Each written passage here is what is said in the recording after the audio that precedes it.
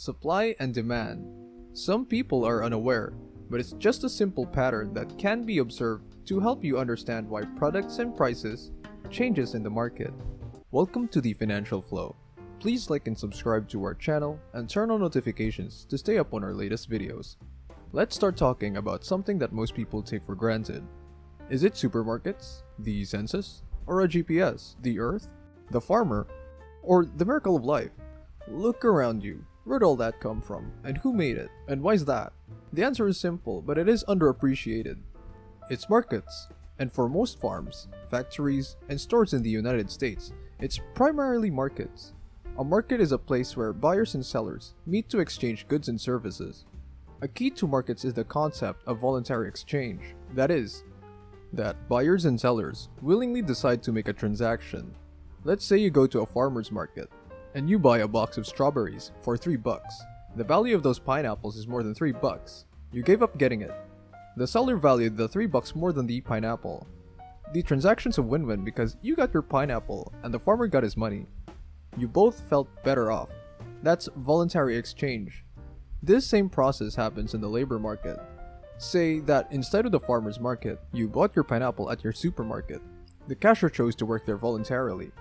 He values the $12 an hour he earns there more than he values sitting at home watching television. At the same time, the owner of the store values the labor of the cashier more than $12 an hour she pays him. And it goes on and on all the way up the chain of production, from the driver that delivered the pineapples to the farmer that grew the pineapples to the tractor that the farmer purchased. Point is that markets are everywhere, and most are based on voluntary exchange. Part of all this, most people take for granted is how efficient the system is. Competitive markets turn out to be great about allocating or distributing our scarce resources toward their most efficient use. If farmers produce too many pineapples, then the price will fall as sellers try to sell them off. Lower prices mean less profit for the pineapple farmers, and those farmers will have an incentive to produce something else, like other farm products. If farmers don't produce enough pineapples, buyers will bid up the price and the farmers will have an incentive to produce more, which then drives down the price. That's like magic, except it's not.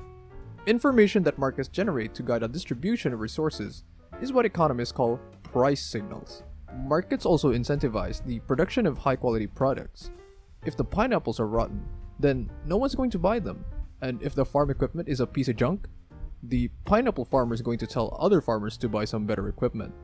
Now, ideally, the eventual result of voluntary exchange is that sellers can't make themselves better off without making something that makes buyers better off. Businesses and particularly large corporations are often villainized as greedy, heartless institutions that take advantage of consumers.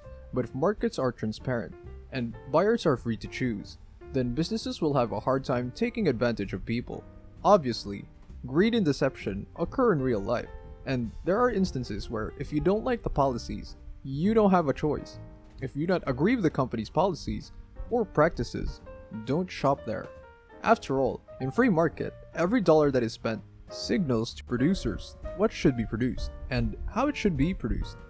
People establish that prices and profit determine where resources should go, but where do prices come from? Who determines the price of those pineapples? To answer that, it is supply and demand. If there's only one thing you should learn in economics, it's supply and demand. We'll be utilizing pineapples again to help us understand this concept. Let's start by looking at buyers and how they respond to a change in price. If the price goes up for pineapples, then some buyers will go buy other fruits, but something much more convenient. The point is, they're going to buy less pineapples. If the price goes down for pineapples, then people are going to buy more. This is called the law of demand. When the price goes up, people buy less. When the price goes down, people buy more. Now let's think about sellers like farmers in their farmer's market. If the price of pineapples goes up, then that farmer will make more profit, so it will have an incentive to produce more pineapples. If the price goes down, then he's not going to want to produce pineapples. That's called the law of supply. Now let's put supply and demand together. If the price is high at $10, then producers would like to produce a lot of pineapples, but consumers won't want to buy them. This mismatch is called a surplus. If the price goes down for strawberries, let's say down to $1, then buyers want to buy a whole lot, but producers don't have an incentive. they'll produce very little. At the end, you have a mismatch, but this one's called a shortage. And there's one price where the quantity that buyers want to buy is exactly equal to the quantity that sellers want to sell. And it's right here, where supply equals demand. The price is called equilibrium price, and the quantity is called the equilibrium quantity. Question: but the price of pineapples isn't always $3. Sometimes it goes up to $6, and at supermarket, the pineapples can cost upwards of $12. In fact, prices for all sort of stuff change all the time.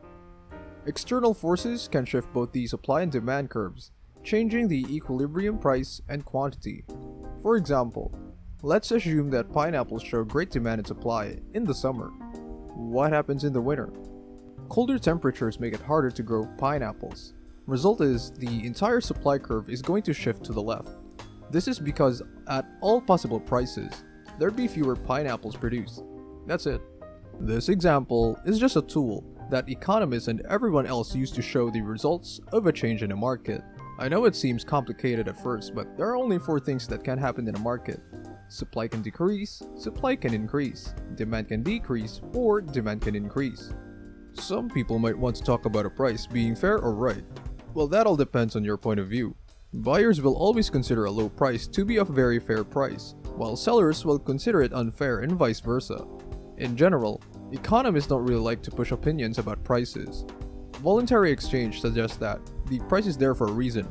For example, assume the demand for strawberries inexplicably falls, so the demand curve shifts to the left and the equilibrium price and quantity fall. Farmers might go to the government for assistance, but most economists would agree that there's no reason to bail them out. The market's spoken. Pineapples are so over. Furthermore, if the government helps the farmers by giving them a subsidy, it would be putting resources towards something that society doesn't value. That would be inefficient. Luckily, every reasonable person on earth values pineapples, so they continue to get produced. Let's look at a market for commodity known for its volatility, both because of its fluctuating prices and because sometimes it explodes gasoline.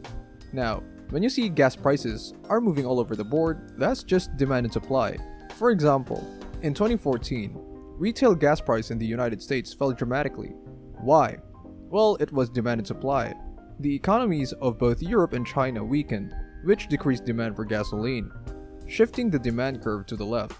At the same time, new fracking technology and restored production of oil in Iraq and Libya caused the supply of gasoline to shift to the right. This combination drove gas prices down by more than 40% per gallon, and that's it. Now, you can tell all your friends you understand supply and demand. So, markets and supply and demand are great, but sometimes they're not great.